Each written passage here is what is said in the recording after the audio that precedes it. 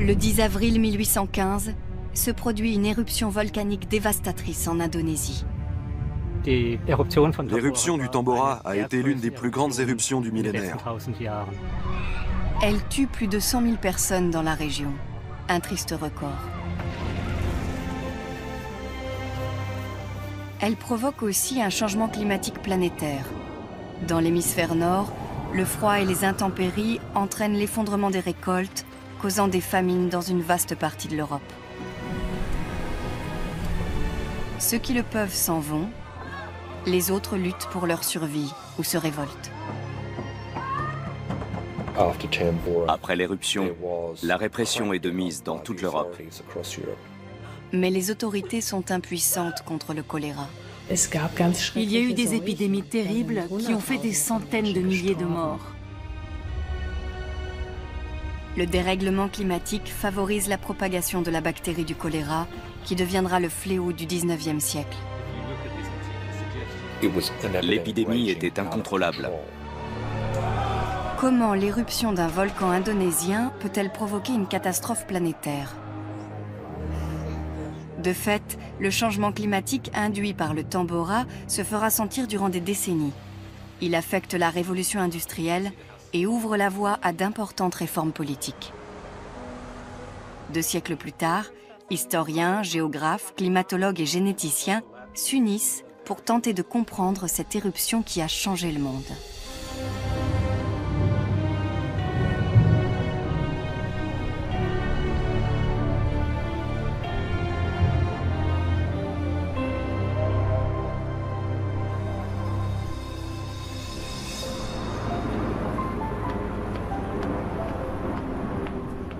Gillen Darcy Wood enquête à Londres.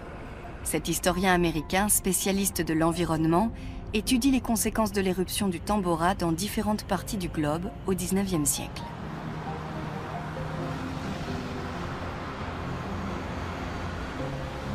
Le musée Tate abrite la collection nationale d'art anglais. Il possède notamment des tableaux du peintre paysagiste John Constable, dont les nuages sont de précieux témoignages sur la catastrophe climatique causée par le Tambora.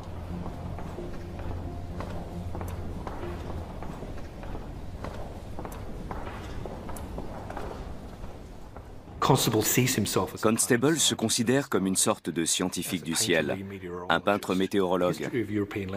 Avant lui, dans l'histoire de la peinture paysagiste européenne, l'arrière-plan et le ciel sont traités comme des éléments plus ou moins ornementaux, avec des nuages aux formes vagues.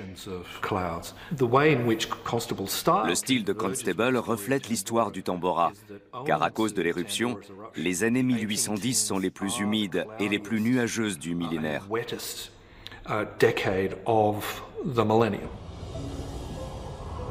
À l'époque, les Européens ignorent que le mauvais temps est causé par un volcan situé à l'autre bout de la Terre, sur l'île indonésienne de Sumbawa.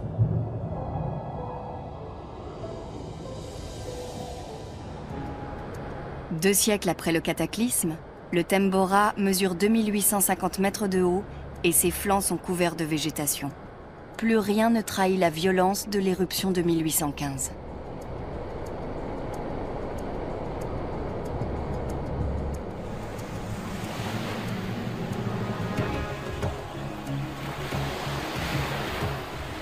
Ralf Gertisser arpente les environs du volcan. Ce volcanologue allemand est l'un des rares spécialistes du Tambora.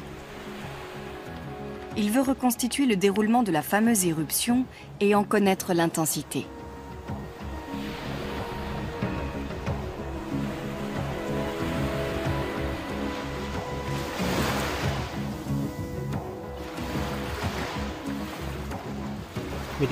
J'utilise un télémètre pour mesurer la hauteur de la paroi.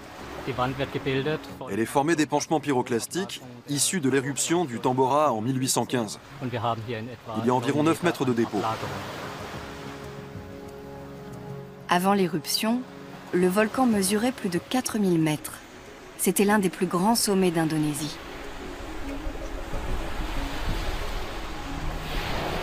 En 1815, le volcan se réveille brusquement après des siècles de sommeil.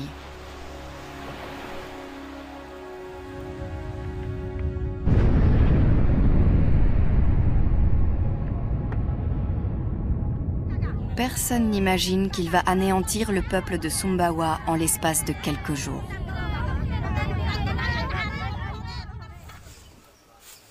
« 200 ans plus tard, une équipe d'archéologues recherche une cité engloutie dont on soupçonne depuis longtemps l'existence.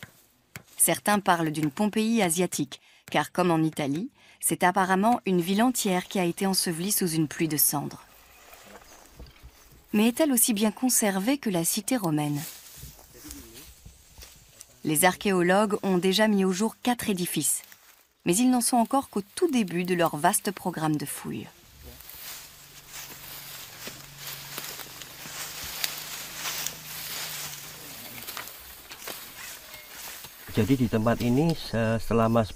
Nous étudions la civilisation du Tambora.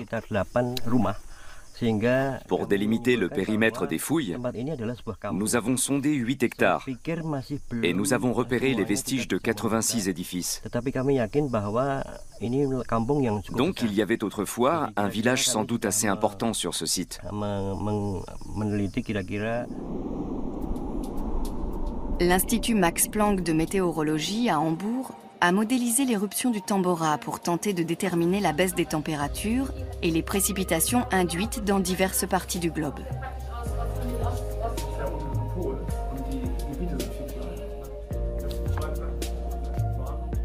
Différents scénarios ont été étudiés et dans presque tous les cas de figure, on constate des perturbations importantes du système climatique planétaire. Les éruptions volcaniques sont comme des coups de marteau sur la Terre. On frappe une fois et ça modifie des choses. L'éruption du Tambora a porté un coup assez important comparé aux éruptions volcaniques plus récentes. La modélisation a été réalisée au Centre allemand de calcul climatique, à l'aide d'un supercalculateur qui occupe tout un étage. Elle a porté sur divers phénomènes se produisant dans l'atmosphère terrestre, aussi bien au niveau du sol qu'à des altitudes élevées. En général, une modélisation sert à prévoir l'avenir. Dans le cas du Tambora, elle a permis de reconstituer les effets possibles de l'éruption de 1815 sur le climat de la Terre. Elle a tenu compte du lieu, de la saison et de la durée de l'éruption, ainsi que du volume des émissions de dioxyde de soufre et de l'altitude qu'elles ont atteinte. L'éruption du Tambora a rejeté au bas mot 60 millions de tonnes de dioxyde de soufre à plus de 20 km du sol. Sous l'action des vents d'altitude, un voile d'aérosol a alors recouvert presque tout le globe, provoquant un net recul des températures moyennes annuelles dans de nombreuses régions. Mais les résultats de la modélisation correspondent-ils à la réalité historique? Gillen Darcy Wood se rend à la Bibliothèque nationale anglaise pour le vérifier. C'est ainsi qu'il découvre des conséquences jusqu'alors insoupçonnées de l'éruption de 1815. Un certain James Jameson a rédigé un rapport médical dont il ressort que l'une des premières zones touchées après l'île de Sumbawa a été le Bengale, dans le nord-est de l'Inde. Le rapport du docteur Jameson sur les cas de choléra qui se multiplient dans la région s'ouvre sur un préambule de 80 pages sur l'état du ciel au Bengale. 200 ans plus tard, cette description détaillée fournit des renseignements précieux aux historiens. On apprend ainsi qu'à partir de 1816, l'alternance des pluies de mousson et des périodes de sécheresse, typiques de l'Inde et vitale pour son agriculture, a été fortement perturbée. D'après James Jameson, les conditions météorologiques étaient si anormales ces dernières années dans cette partie du Bengale qu'on en parlait partout. À la fin du mois de mai, la chaleur était inhabituellement élevée. Et on a vu aussi bien des Européens que des Indiens tomber morts dans les rues. Les fleuves se sont asséchés dans l'ouest du Bengale. Jameson s'intéressait à la météorologie, à la médecine, à la santé publique, mais aussi à la catastrophe humanitaire en cours. Il a tenté de rendre compte de toutes ces choses dans un seul texte. Nous sommes en mai 1816. Habituellement, à cette période, les vents de mousson apportent de fortes pluies. Mais cette année, pas la moindre goutte d'eau. Le sol est desséché. L'absence de pluie est due à des températures plus froides que la normale. Le faible écart de température entre la Terre et la mer empêche l'aspiration de l'air océanique humide. Les champs restent secs, la récolte s'annonce médiocre. La pluie arrive à la fin du mois d'août, avec 3 mois de retard.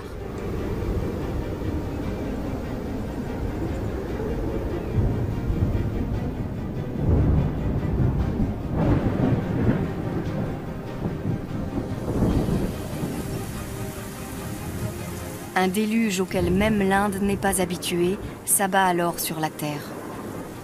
Les inondations dévastent les champs.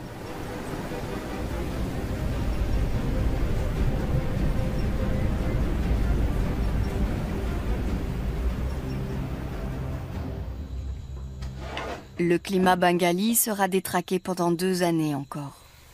James Jameson rapporte que, de mémoire d'homme, on n'a jamais vu de telles perturbations du régime des moussons, et il en rend compte avec force détail.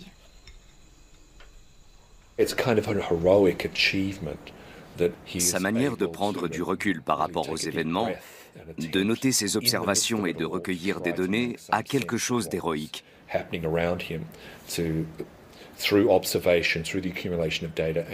Il fait preuve d'imagination et d'humanité quand il tente de brosser un tableau complet des phénomènes qui se produisent ces années-là et qui, sans lui, auraient été perdus pour la postérité. Les perturbations climatiques qui frappent le Bengale sont à l'origine de plusieurs épidémies de choléra particulièrement virulentes qui feront date dans l'histoire mondiale. Depuis toujours, des bactéries de choléra vivent dans les eaux saumâtres du golfe du Bengale. En général, durant la mousson, les nombreux fleuves qui débordent apportent de l'eau douce dans le golfe et le plancton prolifère en formant un tapis vert à la surface de l'eau.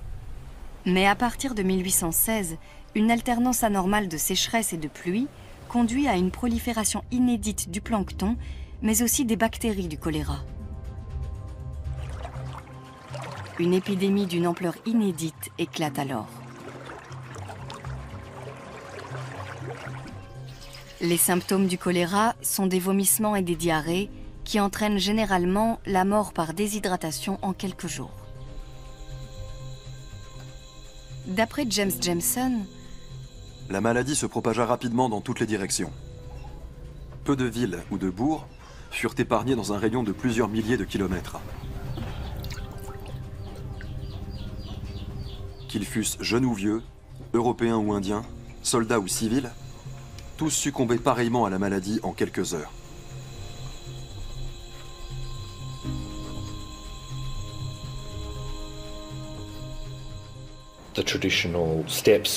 Nuit et jour, on voyait brûler les bûchers funèbres installés traditionnellement sur les Ghats, les marches qui descendent dans le Gange. On a de nombreuses descriptions macabres et assez terrifiantes de ces bûchers permanents.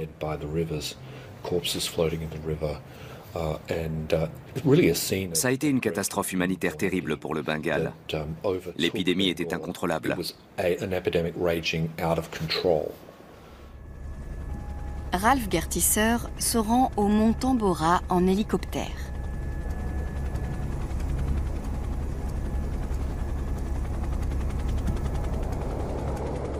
Aujourd'hui, Sumbawa ressemble à un paradis tropical avec sa forêt vierge et son récif de corail. Mais l'île vit toujours sous la menace du volcan. Le volcanologue allemand rêve depuis longtemps de descendre dans l'immense cratère. Il s'est déjà rendu une fois au sommet, qu'il a atteint après plusieurs jours de marche. Mais impossible de descendre à pied dans la caldeira. Elle n'est accessible qu'en hélicoptère.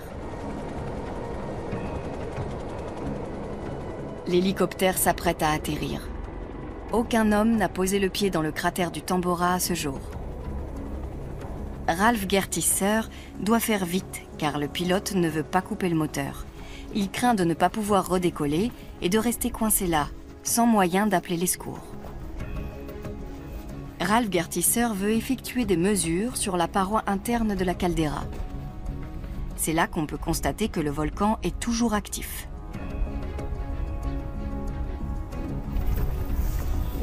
C'est incroyable de se tenir là, dans la caldeira d'un des volcans les plus célèbres au monde. Il y a très peu de terrains volcaniques aussi spectaculaires que cette grande caldeira typique qui s'est formée lors de l'éruption de 1815.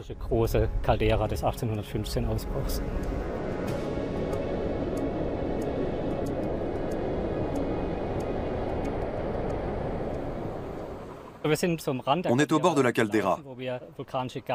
On voit des gaz volcaniques qui s'échappent, ce qui montre que le volcan est encore très actif. Ces gaz se composent essentiellement de vapeur d'eau. Mais on voit aussi des dépôts de soufre autour des ouvertures au sol. Cela indique la présence de gaz qui s'échappent de la chambre magmatique encore active à l'intérieur du volcan.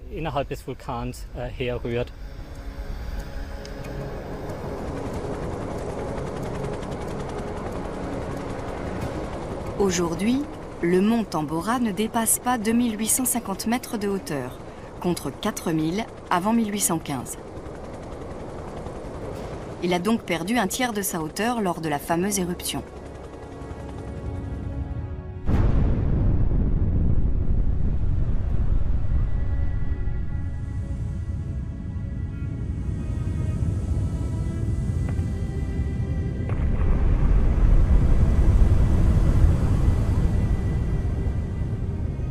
En 1815, toute l'île a été ensevelie sous plusieurs mètres de cendres.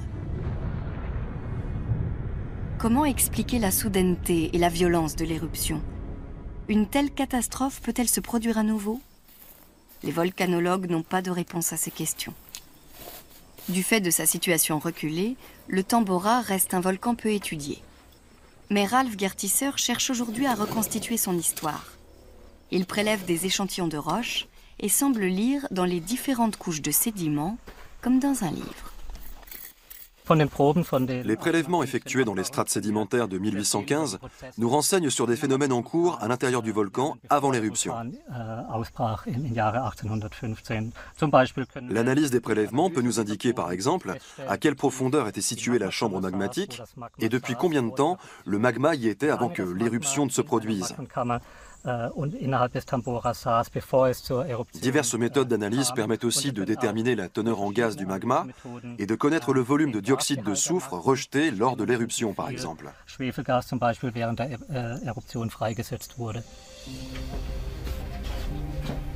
Les échantillons de Ralph Gertisser sont analysés par Stephen Self à l'Université américaine de Berkeley. Un échantillon infime de roche suffit pour déterminer l'âge du mont Tambora ainsi que la composition chimique du magma au moment de l'éruption. Or, les conséquences à long terme d'une éruption dépendent en grande partie de ce dernier élément.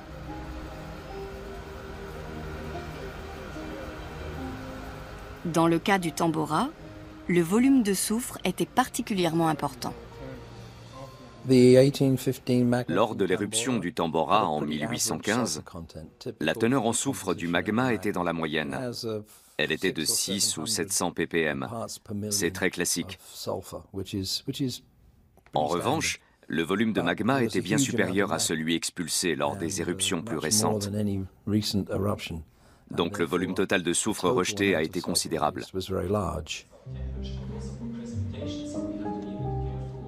En avril 2015, des chercheurs de différents pays, dont Stephen Self et Gillen Darcy Wood, se réunissent en Suisse pour un colloque interdisciplinaire sur l'éruption du Tambora. Historiens, géologues et climatologues ont beaucoup progressé dans leurs recherches ces dernières années.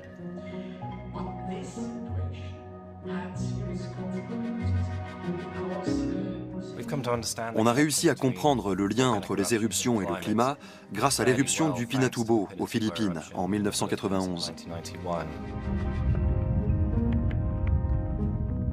Le volcan de l'île de Luçon, aux Philippines, s'est réveillé après 550 années de sommeil. L'éruption a libéré quelques 20 millions de tonnes de dioxyde de soufre. Le gaz a atteint la stratosphère, comme en 1815, et a fait baisser la température mondiale d'environ 0,5 degrés pendant plusieurs mois. Il y a eu des centaines d'études sur l'éruption du Pinatubo. Et toutes les connaissances qu'on a ainsi acquises ont pu ensuite être appliquées à des éruptions anciennes, comme celle du Tambora. Si bien qu'aujourd'hui, on comprend assez finement les effets des aérosols volcaniques sur le système climatique. Les aérosols volcaniques sont des gouttelettes d'acide sulfurique qui se forment dans la stratosphère par oxydation du dioxyde de soufre rejeté lors d'une grande éruption volcanique. Ces aérosols peuvent rétrodiffuser une partie du rayonnement solaire et absorber le reste. Résultat, la quantité d'énergie qui réchauffe la Terre diminue et les températures baissent à la surface du globe. Les aérosols ne tombent sur Terre qu'au bout de plusieurs années. À cause du voile d'aérosols induit par l'éruption du Tambora, le ciel va se parer de couleurs inhabituelles et les couchers de soleil seront particulièrement flamboyants durant quelques années.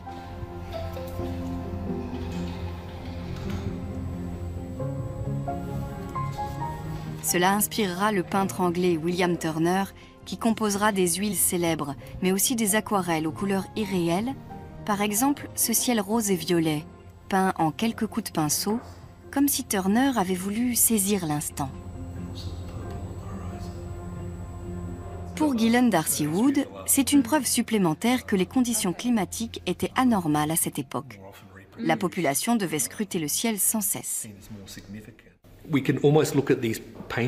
On pourrait presque considérer ces tableaux comme la métaphore d'une sensibilité accrue à l'idée de changement, tant dans les systèmes politiques que dans le système terrestre. Pour comprendre vraiment ces scènes, il faut un peu d'imagination. Ce sont des rencontres fugaces et impressionnantes avec des conditions climatiques extrêmes et des changements dynamiques cataclysmiques.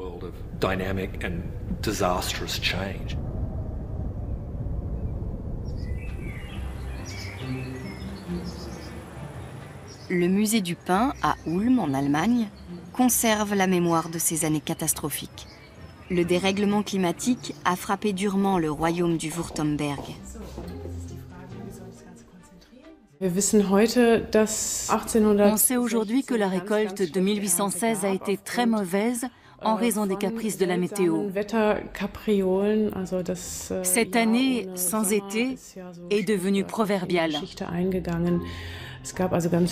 Le temps a été exécrable, avec beaucoup d'orages et très peu de soleil, ce qui a eu pour conséquence de très mauvaises récoltes.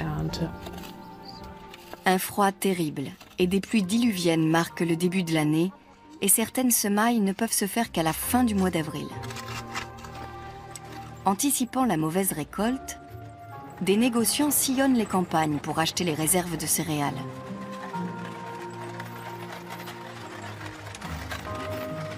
Les paysans leur cèdent leurs graines. Ils ont confiance en l'avenir et pensent faire une bonne affaire.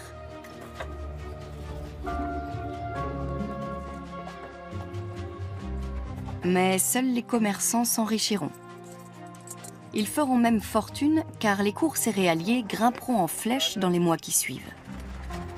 Ils seront maudits des paysans qui les surnommeront les usuriers de la céréale. Das Ganze ist 200 Jahre her, das heißt, da haben wir eine gute Dokumentenlage. Zum Beispiel Tout cela remonte à 200 ans et c'est très bien documenté. Stettnerschen Schraubtaler und darin Nous avons notamment un médaillon avec des miniatures de Stettner qui dépeignent la famine. Die eben diese Hungersnot beschreiben. Und man sieht sur chaque image, ou presque, le ciel est très impressionnant et obscurci par les orages. Cela a beaucoup impressionné les gens, ce changement climatique, ces caprices inouïs de la météo qu'on ne s'expliquait pas.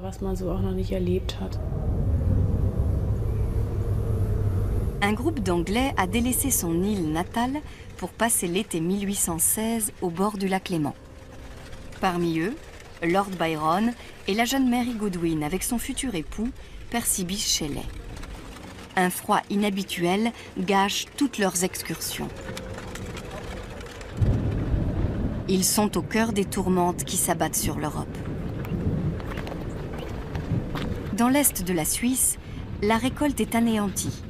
Affamés, les paysans quittent leurs montagnes pour trouver de quoi manger dans les plaines. Lord Byron met ses visiteurs à l'abri avant que l'orage n'éclate ou que les mendiants ne leur barrent le chemin.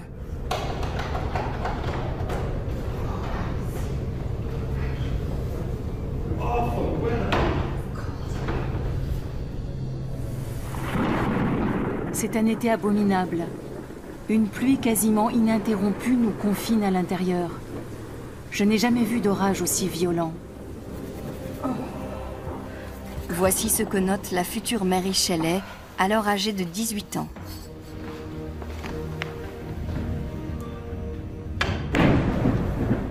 Cet été-là, elle écrit la première version d'une nouvelle qui deviendra célèbre, intitulée Frankenstein ou le Prométhée moderne, un chef-d'œuvre de la littérature d'épouvante mondiale.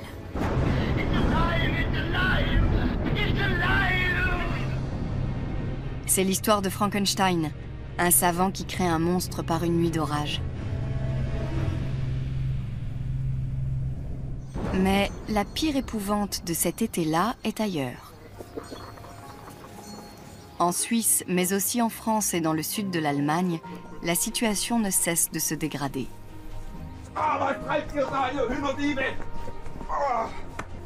La récolte a été maigre et la population est aux abois.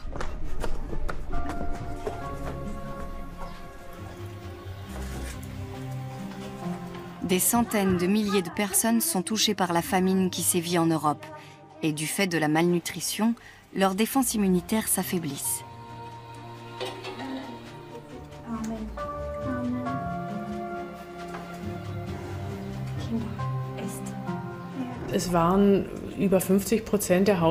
Plus de 50% des ménages étaient vraiment pauvres et ont souffert de la faim.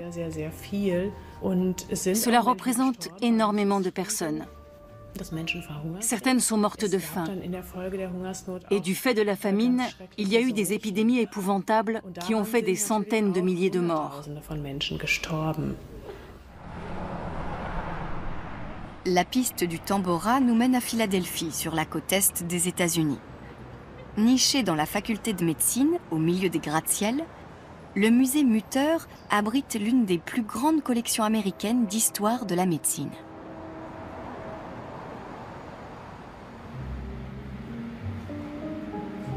Parmi les curiosités du musée, le paléogénéticien Hendrik Poinar a découvert des matériaux exceptionnels.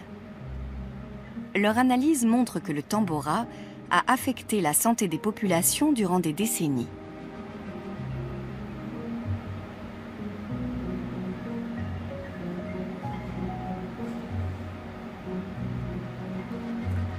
Ces bocaux, assez particuliers, datent d'une époque où l'on gardait les organes dans l'alcool.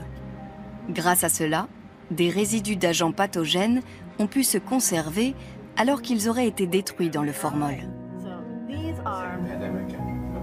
Une épidémie de choléra a frappé Philadelphie en 1849, faisant plus de 1000 morts. Des intestins de victimes de la maladie ont été entreposés ici. Le choléra touche uniquement les intestins. Il n'y a aucune trace de la maladie dans le squelette. Donc il est quasiment impossible d'étudier son histoire à partir des ossements des victimes qu'on peut trouver dans des sépultures partout dans le monde. Ces vestiges dans des bocaux sont des sujets d'études inespérés. On peut les échantillonner et avec les techniques dont on dispose aujourd'hui, on peut extraire les fragments d'ADN qui se sont conservés et reconstituer ainsi le génome. L'analyse du génome de la bactérie du choléra a montré un lien direct avec les épidémies décrites par James Jameson au Bengale en 1816. Il est apparu que cette souche était originaire du sous-continent indien. On sait aujourd'hui que le choléra, qui est une souche propre à l'homme, s'est propagé à travers les échanges maritimes jusqu'en Europe et au Nouveau Monde. En gros, sur toute la Terre. L'épidémie localisée au sous-continent indien est devenue une pandémie mondiale. Voyageant dans l'organisme des soldats, des commerçants et des pèlerins, le choléra gagne d'abord l'Asie du Sud-Est, puis les Philippines, le Japon et la Chine. il se diffuse à l'ouest par les voies terrestres et maritimes, en Perse d'abord, puis en Russie. Il atteint l'Europe continentale au début des années 1830, puis l'Angleterre, et enfin par voie maritime, les deux Amériques. La première pandémie de choléra est survenue à la suite de l'éruption du Tambora. Elle a fait des millions de morts sur toute la planète. Londres est alors la plus grande ville du monde, avec 5 millions d'habitants. La maladie fait des ravages. Les autorités placardent des affiches pour alerter la population. Dans les quartiers pauvres, où les ouvriers s'entassent sur d'anciens marécages, aux abords de la Tamise, les conditions d'hygiène sont déplorables. Ce sont les principaux foyers infectieux. Plus de 30 000 Londoniens vont périr au cours d'une vague d'épidémie qui débute en 1832. Une maladie comme le choléra est un problème majeur qu'il faut traiter à l'échelle de toute une ville. Tout le monde doit collaborer. À Londres, ça n'a été possible qu'à partir de ce qu'on a appelé la grande puanteur. La Tamise était si sale que la puanteur de toutes les eaux usées qu'on y rejetait s'est répandue jusqu'aux portes du Parlement. Les parlementaires ont été forcés d'agir dans leur propre intérêt. Ils ont œuvré à la création du comité municipal des travaux de Londres, qui a construit des canaux séparateurs d'eau usée pour nettoyer la Tamise et lutter contre le choléra. La construction d'un réseau d'égouts municipal constituera une avancée décisive dans la lutte contre le choléra. Une grande partie des eaux usées sera désormais canalisée et rejetée dans la Tamise en aval de la ville. Avec ce genre de mesures, on a aujourd'hui vaincu le choléra dans de nombreux pays. Mais la maladie continue de sévir. Le choléra existera toujours. Il n'est pas possible de l'éradiquer, parce que la bactérie a une structure génétique capable de s'adapter à toutes sortes d'environnements aquatiques.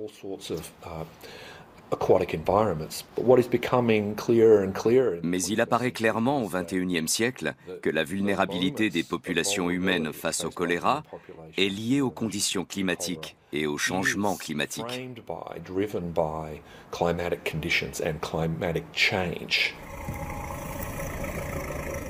En Indonésie, Ralph Gertisser s'en va visiter le chantier de fouilles archéologiques ouvert au pied du Tambora. Les fouilles ont progressé.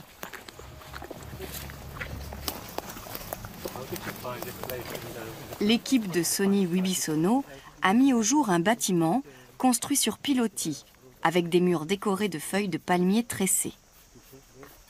La cuisine se trouve à l'arrière, avec son foyer en pierre.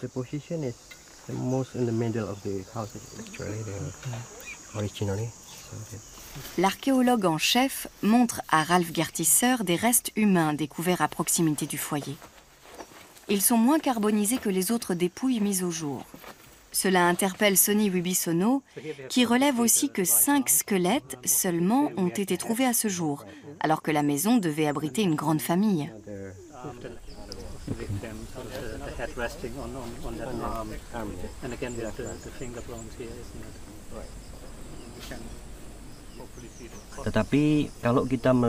Il est possible que les habitants aient pris la fuite dès la première phase de l'éruption, le 5 avril. Seules quelques personnes seraient restées sur place. Cela expliquerait qu'on ait trouvé si peu de squelettes jusqu'à présent. Peu à peu, on parvient à reconstituer le déroulement de l'éruption. En 1815, le Tambora est un volcan majestueux qui culmine à 4200 mètres environ. La chambre magmatique se situe à 1000 mètres sous le niveau de la mer. Le 5 avril, des petites secousses provoquent un premier épanchement de magma.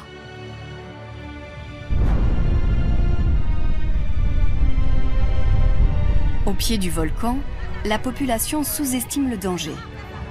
Elle reste sur place, malgré la pluie de cendres qui s'abat sur le village. 5 jours plus tard, la catastrophe se produit. Il y a eu une énorme explosion au plus fort de l'éruption, le 10 avril 1815. La cheminée du volcan crache 50 km3 de roches et de cendres. Le panache volcanique s'élève jusqu'à 43 km d'altitude. La terre tremble, le volcan gronde. Personne ne comprend ce qui se passe, mais dans quelques heures, toute vie sera détruite.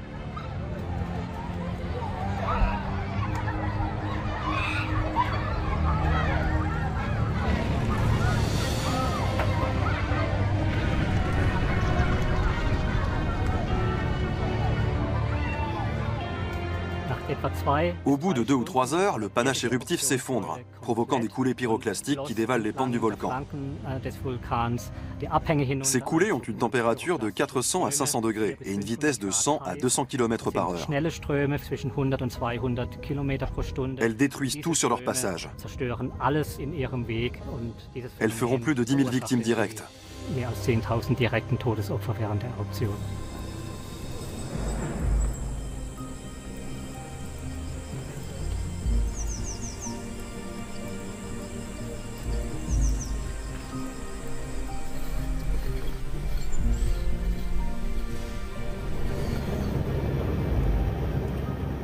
Aujourd'hui, on trouve encore des traces de l'éruption du Tambora au Groenland. Les glaciers sont comme les archives de l'histoire climatique de la Terre. Quelques années après l'éruption, les aérosols en suspension dans la stratosphère retombent au sol. Des cristaux de neige se forment autour d'eux et les transportent jusqu'au Groenland, où ils vont rester piégés dans la calotte glaciaire. Une équipe de climatologues prélève des carottes dans la calotte groenlandaise. Ce travail pénible au service de la science n'est possible que quelques semaines par an. Les carottes de glace permettent de reconstituer l'histoire du climat à l'année près.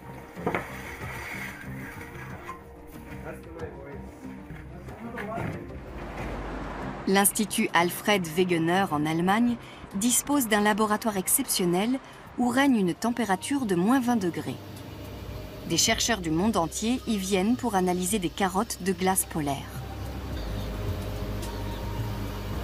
Pour que la glace livre ses secrets, il faut d'abord découper les carottes, les polir et analyser la structure des cristaux de glace.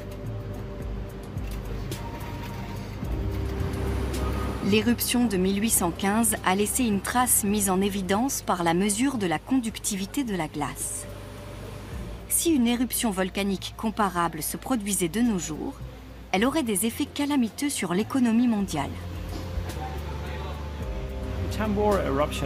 L'éruption du Tambora a affecté la société, notamment en Europe. Si une telle catastrophe se reproduit, comment y répondrons-nous? Imaginez que cet énorme volume d'aérosols et de poussière reste dans l'atmosphère, tout autour de la planète, pendant les 2 prochaines années. Le trafic aérien serait impossible pendant 2 ans. Qu'est-ce que cela impliquerait pour notre société? Il faut absolument connaître l'intensité et la fréquence de ces éruptions. Et seules les carottes de glace peuvent nous donner ces renseignements. D'autres carottes proviennent d'une région plus lointaine encore, l'Antarctique. Le continent de glace a lui aussi conservé la trace de l'éruption du Tambora. Ces carottes gardent la marque d'éruption survenue à des époques très lointaines. C'est d'un grand intérêt pour les volcanologues. Quelle a été la fréquence des éruptions volcaniques majeures dans le passé? L'éruption du Tambora a été la principale éruption des 200 dernières années. Une autre grande éruption a été celle du Koué en 1458. Il y a eu aussi une série d'éruptions dans les années 1250. Et avant cela, il y a eu de nombreuses éruptions dont on retrouve la trace. Les grandes éruptions volcaniques aux effets planétaires sont plus fréquentes qu'on ne le croyait. L'humanité a déjà vécu plusieurs de ces crises. Celle du Tambora ne sera pas la dernière. Dans le sud de l'Allemagne, le brusque dérèglement climatique et la famine qu'il engendre donnent lieu à une première vague d'émigration. À Ulm, des centaines de personnes embarquent à bord de simples barques et descendent le Danube, sur l'invitation du tsar qui leur promet des terres. Plus de 8000 Allemands s'installent ainsi en Russie.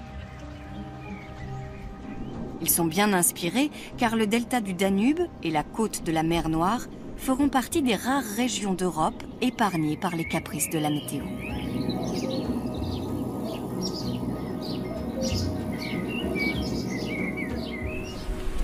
Ceux qui partent de l'autre côté de l'océan Atlantique seront moins chanceux. Les mêmes calamités les attendent aux États-Unis. Le temps est effroyable après l'éruption du Tambora, en particulier sur la côte Est.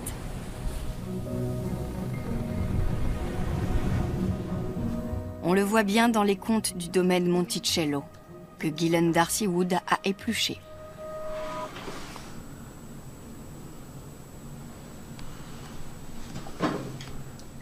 Cette plantation de Virginie appartient à Thomas Jefferson, ancien président des États-Unis et principal rédacteur de la Déclaration d'indépendance américaine. Jusqu'en 1815, grâce à la douceur du climat, Monticello lui a beaucoup rapporté. Mais à partir de 1816, la sécheresse, le froid et les tempêtes détruisent une partie des récoltes. 1816 sera l'une des années les plus froides de l'histoire américaine.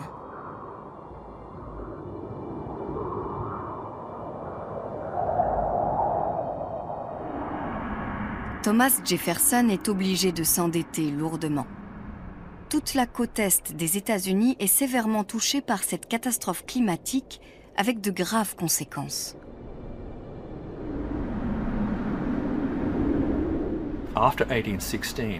À partir de 1816, les États-Unis connaissent un bouleversement démographique. Des réfugiés économiques originaires de la côte atlantique, notamment de la Nouvelle-Angleterre, abandonnent leurs fermes et leurs villages pour partir vers l'ouest. C'est la première grande vague de migration vers l'ouest américain. Mais c'est l'Indonésie qui est le plus durement frappée. Les cendres recouvrent tout à 500 km à la ronde. La vie sera impossible dans la zone durant des décennies. Les rescapés des nuées ardentes vont mourir de faim. On estime que l'éruption cause indirectement la mort de plus de 100 000 Indonésiens. Des ethnies entières disparaissent.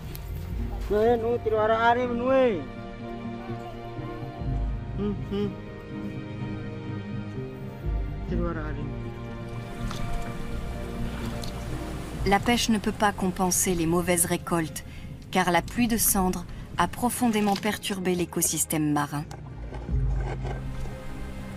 Le Tambora pollue les côtes et tue même les poissons dans la mer. Aujourd'hui, la nature a repris le dessus sur l'île de Sumbawa. Le volcan est couvert de végétation jusqu'à son sommet.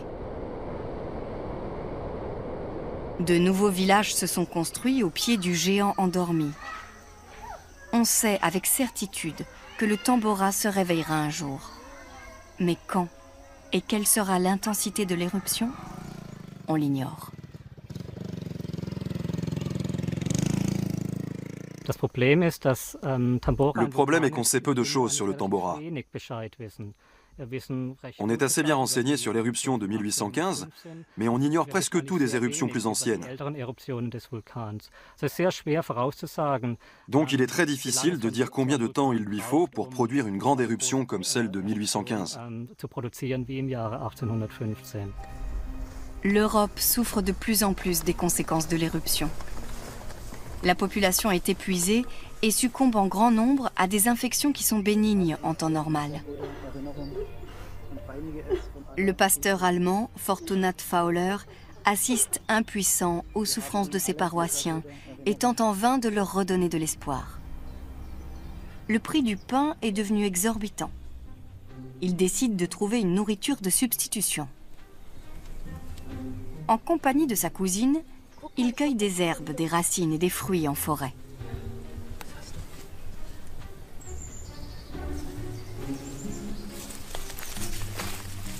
Ensemble, ils expérimentent de nouvelles recettes de pain à base d'herbes.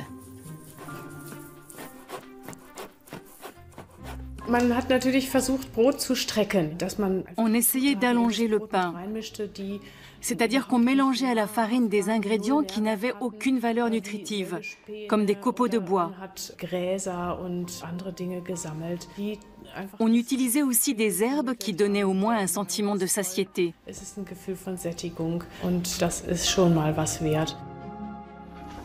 À la même époque, plusieurs personnes tentent de trouver un succès d'année de pain, comme l'attestent les documents conservés au musée d'Ulm. C'est ainsi que Fortunat Fowler et sa cousine inventent le pain de pommes de terre, qui deviendra une spécialité de la région.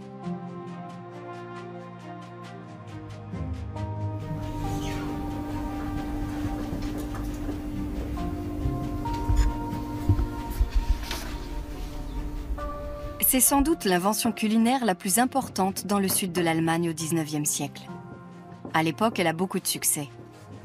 Le pain de pommes de terre est aussi nutritif que le pain classique, pour un prix bien inférieur, car la récolte de pommes de terre est moins catastrophique que celle des céréales. Guillaume Ier de Wurtemberg ordonne qu'on fasse des copies de la recette pour les distribuer au peuple, afin d'alléger ses souffrances.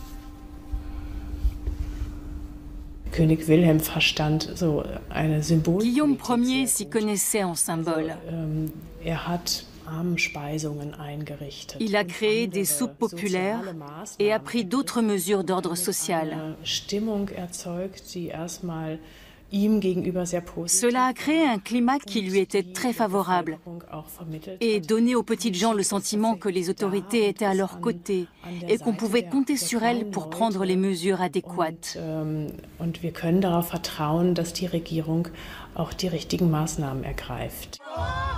En France, la famine provoque des émeutes dans plusieurs régions.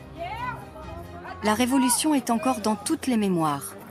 Et le peuple recourt aux mêmes moyens qu'en 1789 pour apaiser sa faim. Cette fois, il ne s'en prend pas au roi, mais aux négociants.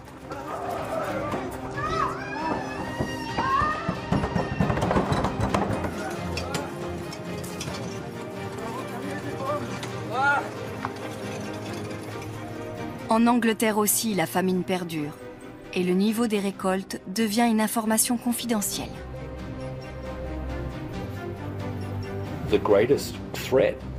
En Europe, la principale menace, ce ne sont pas les intempéries en soi, ce sont leurs répercussions sur la production agricole.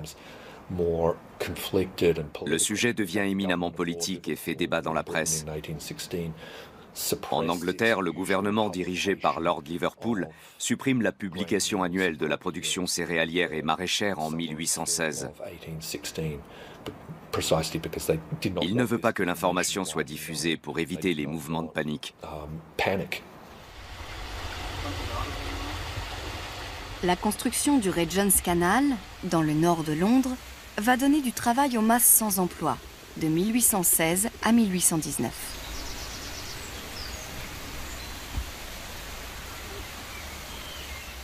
Le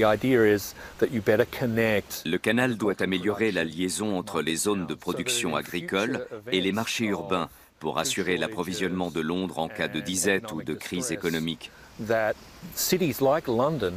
Avant les années 1810 et l'éruption du Tambora, les pouvoirs publics ne se sentaient pas investis de ce genre de responsabilité envers les citoyens. C'est donc le début d'une ère nouvelle, où le gouvernement intervient de façon volontariste dans les domaines des travaux publics et de l'aide humanitaire pour contribuer au progrès social. Mais le Parlement anglais refuse d'abolir une loi qui augmente le prix des céréales en imposant une taxe élevée sur la production, et le mécontentement grandit parmi le peuple.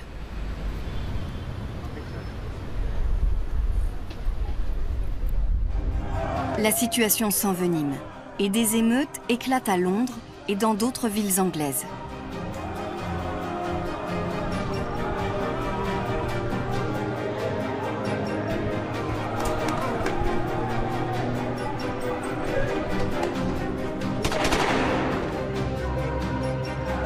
Elles culmineront avec le massacre dit de Peterloo à Manchester.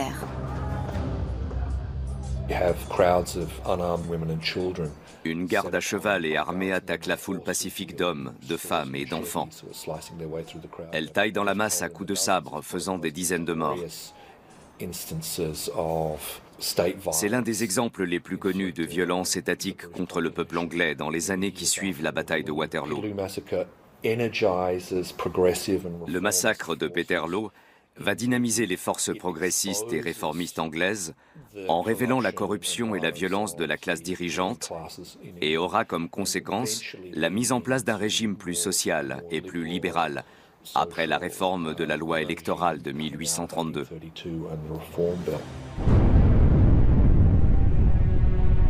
L'humanité avait presque oublié l'éruption du Tambora qui s'est produite il y a 2 siècles. Elle a pourtant influencé profondément l'histoire planétaire, comme le montrent aujourd'hui les chercheurs.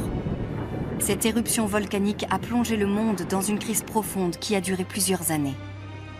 Mais les famines, les émeutes et les maladies qu'elle a engendrées ont aussi fait évoluer la société.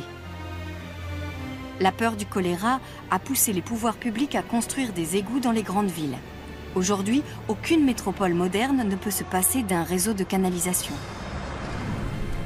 Le changement climatique brutal causé par le Tambora a provoqué les premières vagues de migration du 19e siècle et a accéléré la conquête de l'Ouest américain.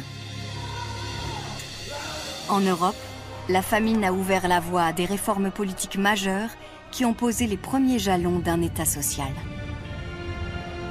Toutes ces évolutions sont des conséquences directes de l'éruption du Tambora qui a changé la face du monde.